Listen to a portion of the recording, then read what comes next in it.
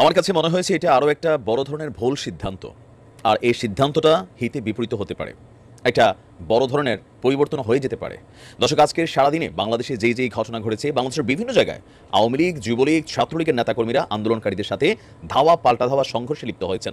পাশাপাশি আইনশৃঙ্খলা বাহিনী, পুলিশ তারাও কিন্তু আন্দোলনকারীদের সাথে সংঘর্ষে লিপ্ত হয়েছে। আর এজ এ রেজাল্ট আমি যখন নিউজ করছি প্রায় 100-র কাছাকাছি মানুষ নিহত হয়েছে। আহত যে কত হাজার হয়েছে তার আসলে এই মুহূর্তে কোনো সঠিক তথ্য নেই। পুলিশ আক্রমণের শিকার হয়েছে, ছাত্রলীগ, যুবলীগ আক্রমণের শিকার হয়েছে, অনেক ছাত্রলীগ নেতা, আওয়ামী লীগের নেতা নিহত হয়েছে, ছাত্রছাত্রী নিহত হয়েছে, আমজনতা নিহত হয়েছে, রাষ্ট্রীয় সম্পত্তি ভাঙচুর হয়েছে। এই পরিস্থিতিকে কন্ট্রোলের জন্য আবারও আমি যখন নিউজ করছি অলরেডি বাংলাদেশে কারফিউ জারির ঘোষণা করা হয়ে গেছে। আর আমাদের সেনাবাহিনীর তরফ থেকে একটা বিবৃতি আসছে। আইএসপিআর বলছে রাষ্ট্রীয় গুরুত্বপূর্ণ প্রতিষ্ঠান জনগণের নিরাপত্তার জন্য কারফিউ জারি। আর সারা বাংলাদেশের জনগণকে কারফিউ চলাকালীন যে নিয়মকানুন আছে সেগুলোকে মানার জন্য আহ্বান হয়েছে। কিন্তু কারফিউকে প্রত্যাখ্যান করেছে বৈষম্য বিরোধী ছাত্র আন্দোলনের যারা এই মুহূর্তে লিডকারী সমন্বয়করা আছেন অথবা তাদের যারা প্রটেস্টর আছেন। আমাদের কি বলে যে তথ্য প্রতিমন্ত্রী আরাফাত একটু আগে বলছিল যে শক্ত হাতে দমন করা হবে। তো দমন কি আপনারা সেনাবাহিনী দিয়ে করবেন নাকি আসলে পুলিশ দিয়ে করবেন? পুলিশের অবস্থা তো খারাপ। এই ধরনের বক্তব্য এই মুহূর্তে আগুনের মধ্যে ঘি ঢালা, এটা মনে রাখেন। এটা হচ্ছে বাস্তব অবস্থা, এই ধরনের কথাবার্তা বলা। যাই হোক, সেনাবাহিনী বলছে যে সংবিধানের আলোকে যেই দায়িত্ব সেনাবাহিনীকে দেওয়া আছে তারা সেই দায়িত্ব পালন করবে।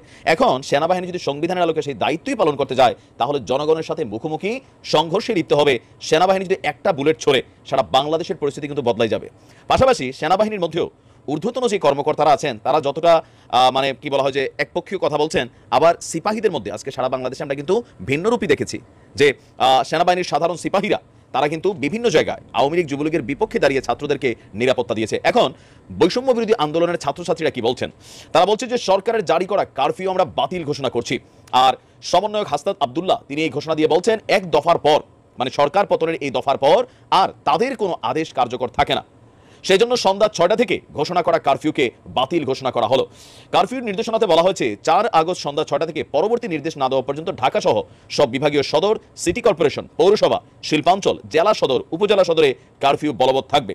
তবে আপনার আমরা দেখছি যে হাসনাত আব্দুল্লাহ সহ যারাই বিভিন্ন জায়গা থেকে এই বক্তব্যগুলো দিয়েছেন তারা বলছেন যে জনগণকে রাজপথে থাকতে হবে। যে আন্দোলন কালকে যে লং মার্চ ঘোষণা করা হয়েছে সারা বাংলাদেশে, ঢাকা অভিমুখে যে রওনা, সেইটাতে যেন সবাই স্বতঃস্ফূর্ত ভূমিকা পালন করে। এমনকি সেনাবাহিনীর উদ্দেশ্য তারা বলছে যে আপনারা জনগণের মুখোমুখি হবেন না, বা দেশপ্রেমিক সেনাবাহিনী আপনারা আপনাদের ব্যারাকে অবস্থান করুন, আপনারা রাজপথে এই উত্তাল জনতার ঢেউয়ের সামনে বাধাগ্রস্ত হয়ে দাঁড়াবেন না। এখন পরিস্থিতিটা এই মুহূর্তে এই কারফিউ, এর আগেও যখন কারফিউ হয়েছে মানুষের মনে এখন আজকের কারফিউটা কিন্তু খুব বেশি কার্যকর ফিল করছে না। কেন জানেন? লাস্ট কারফিউতে এখানে কিছু রং কর্মকাণ্ড হয়ে গেছে। কোনটা? পুলিশ ব্লক রেড করছে, ঘরে ঘরে গ্রেপ্তার করছে, রাতের আধারে মানুষকে ধরে নিয়ে আসছে, পিটাইছে, গুলি করছে।